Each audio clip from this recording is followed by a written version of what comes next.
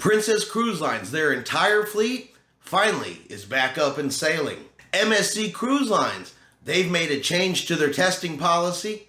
Carnival Cruise Lines, well, unfortunately, they've had to bring back the masking policy for 2 of their ships.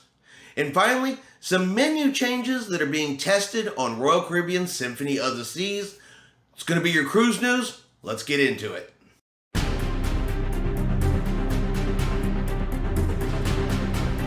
Chris here with High Seas Cruising, and welcome to today's video. All right, we're going to start with Princess Cruise Lines. Their entire fleet is officially back in sailing. This past Sunday, the Diamond Princess will resume service from San Diego. And now Princess Cruise Lines is back to full fleet strength. And this is the first time their entire fleet has been sailing prior to cruising being shut down by the pandemic.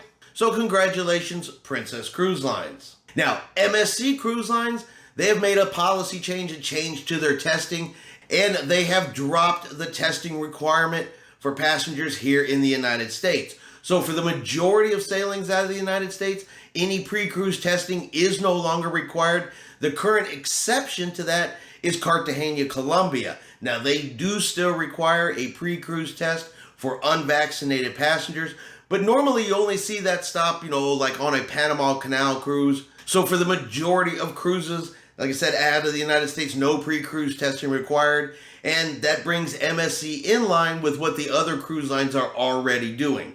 They're just one of the last ones to kind of catch up and drop the remaining of any, COVID protocols on board the ship. Now, Carnival Cruise Lines, they have brought back the masking policy, but for only 2 of their ships, the Carnival Splendor and for the Carnival Luminosa. So this is only for the 2 ships that are sailing in Australia. There is, of course, no change to any sailings here in the United States, just Australia. But they have brought back the masking policy because there has been an increase in the number of COVID cases showing up on cruise ships since cruising has restarted in Australia. So what Carnival is calling an abundance of caution, you will once again be required to wear the mask anytime indoors, with the exception of eating, drinking, or in your stateroom for both passengers and crew members. It'll also have to be worn outside in any type of crowded situation, such as a deck party, riding on an excursion bus, or a ship's tender. You're also going to have to wear it even if you are outdoors. Now, Carnival stated that this change is until further notice. So there is no current end date for the masking policy, but they do say that they plan to lift it as soon as possible once it is deemed safe to do so. And this is the same thing we saw here in the United States. We saw the mask go away. We saw the mask come back when COVID cases spiked. Just like here, you remember our cases would spike, then they dropped, then they spiked, they dropped, and we've kind of gone into, our new normal here, where COVID is just something that we live with. So you can see Australia kind of going through the same pattern right now. They'll bring the mask policy back. Once the cases drop off, the mask policy will go away, and they'll probably go into the same type situation that we have here in the United States. Just with cruising still being fairly new down in Australia since their restart versus here. They said we're just seeing what we already saw here at one point in time. So I don't expect that it will be there for too long. And finally, Royal Caribbean, well, they are testing some new main dining room menu options on board Symphony of the Seas. So right now it's only on Symphony of the Seas. While they see how it works out, any kinks they need to get out of it, and of course what kind of reviews they are getting from the passengers on board the ship. So don't know when we will see these changes across the fleet, or if we even will see these changes across the fleet. Because like I said, right now it is just a test on board Symphony of the Seas. So according to Royal Caribbean, using a combination of comments from guests and data-driven findings after each sailing across the fleet, the team developed a new set of menus that offer a different selection every night with the same variety to choose from: beef, chicken, fish, and vegan options. Each night, the theme nights menus celebrate a different cuisine such as Caribbean, Italian, French, Mediterranean, and American, alongside Royal Night, when cold water lobster is the featured entree, with the additional options of beef, chicken, and vegan dishes.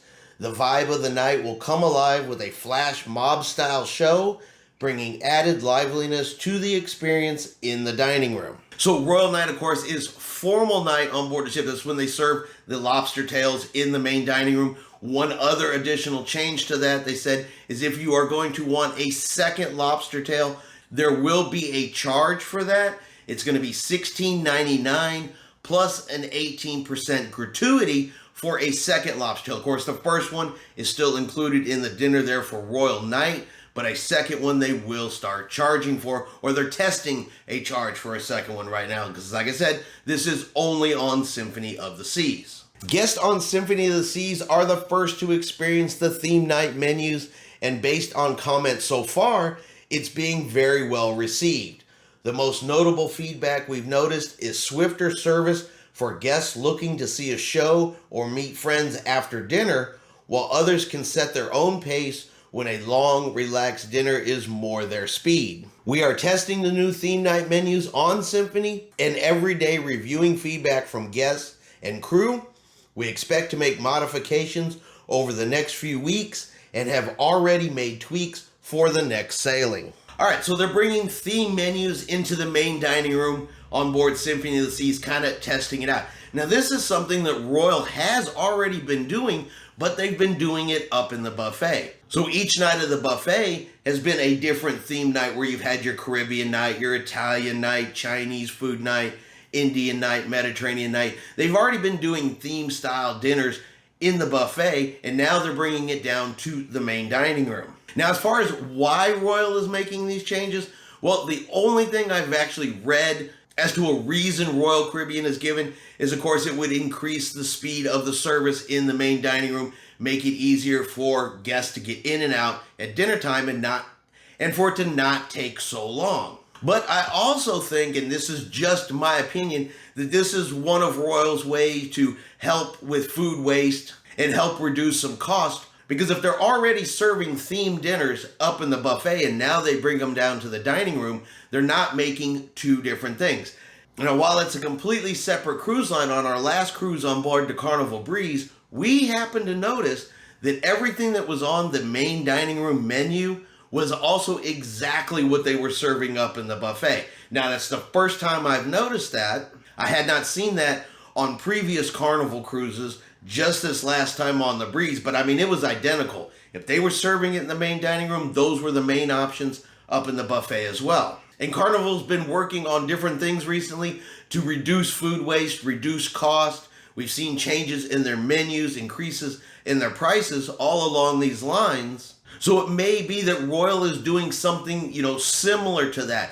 By serving the same food in the buffet as they're serving in the main dining room, they're not making multiple extra items, which I could see, helping reduce food waste and lower costs for the cruise lines. But like I said, Royal Caribbean didn't say that. All they're really saying is that they are testing their menus on Symphony of the Seas right now. That's really the only facts we know. Everything else is just, kind of a guess, looking at what some of the other cruise lines have done, and food waste is something that the cruise lines are looking at and ways to reduce cost. And we'll find out here in the coming months, are we going to start seeing this across more ships in the Royal Caribbean fleet, or is this just not going to work on Symphony and they'll go back to the old way? Time is going to have to tell on that. If anybody's going on a Royal Caribbean cruise here in the next couple of months, hey, let me know if you see any changes in the menu. I'll be out on Royal Caribbean in January, and if I see these menu changes then, I'll let you guys know as well. And that's going to be our cruise news for today. If you have enjoyed today's video, do me a favor and hit that like button. If you haven't done so yet, do me a favor and hit subscribe. It is free to do so. Helps our channel grow. Let you know anytime we put out a new video. Hope everyone out there is having a really great day, and like always, we will see you out on the high seas.